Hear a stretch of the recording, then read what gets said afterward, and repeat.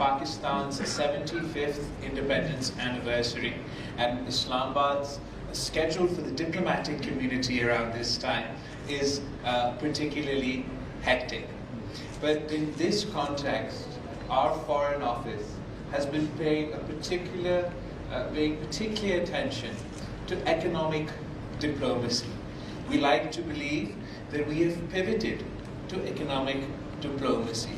So in that context, I am immensely grateful to the Lahore Chamber of Commerce for affording us this opportunity to have an interaction with not only the diplomatic community, but also the business community and the Lahore Chamber of Commerce.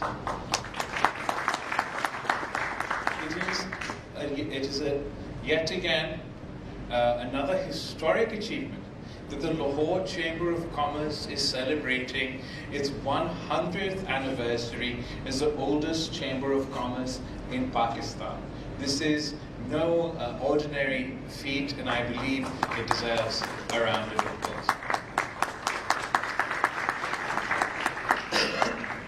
Your Excellencies, ladies and gentlemen, all our countries are facing similar challenges. We are all grappling with the consequences of a once-in-a-century global pandemic. We are all facing the climate change crisis in acute ways.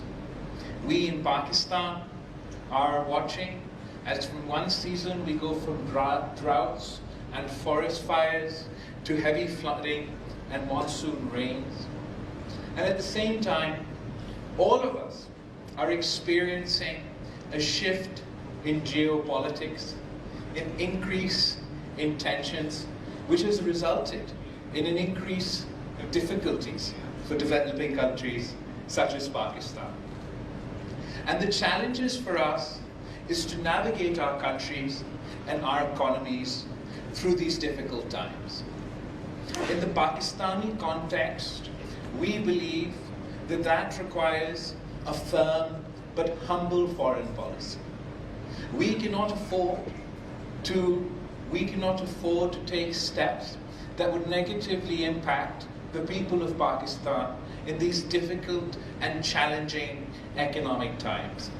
And this is why the new government has prioritized engagement with all countries.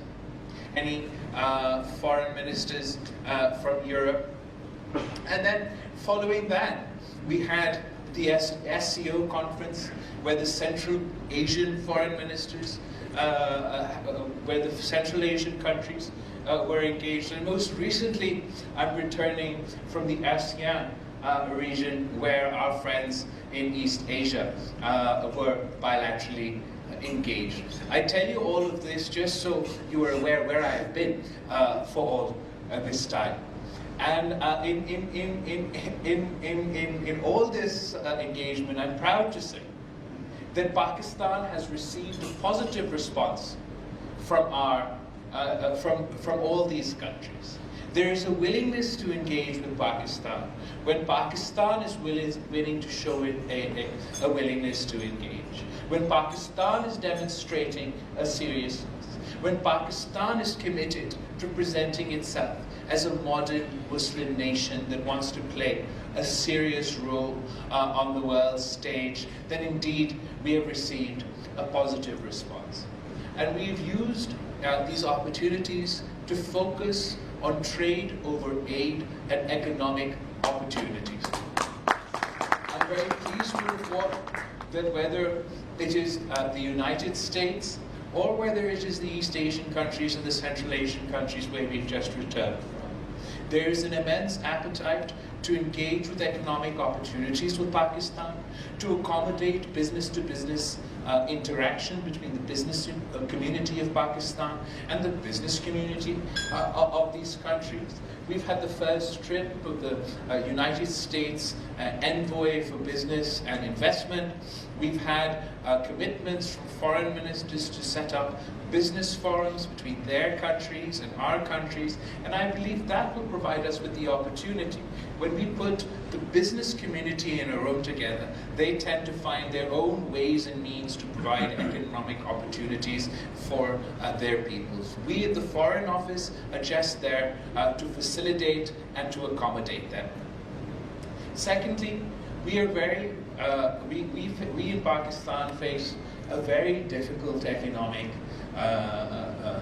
challenges, not only because of the global economic situation and regional international developments, but because of some of our own mistakes.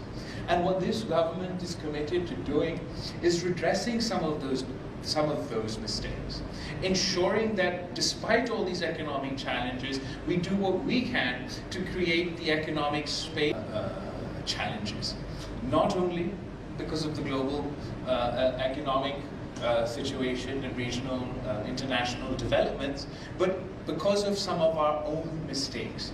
And what this government is committed to doing is redressing some of those mistakes, ensuring that despite all these economic challenges, we do what we can to create the economic space or relieve some of the drag on our economy.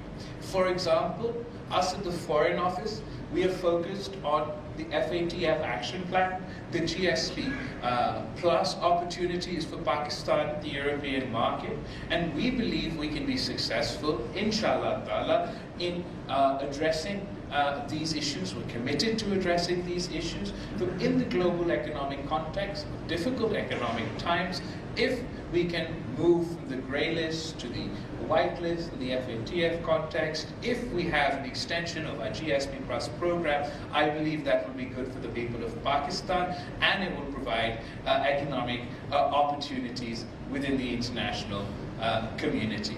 Our Prime Minister and his economic team are engaged with the IMF, and we are confident of receiving positive results on that front as well.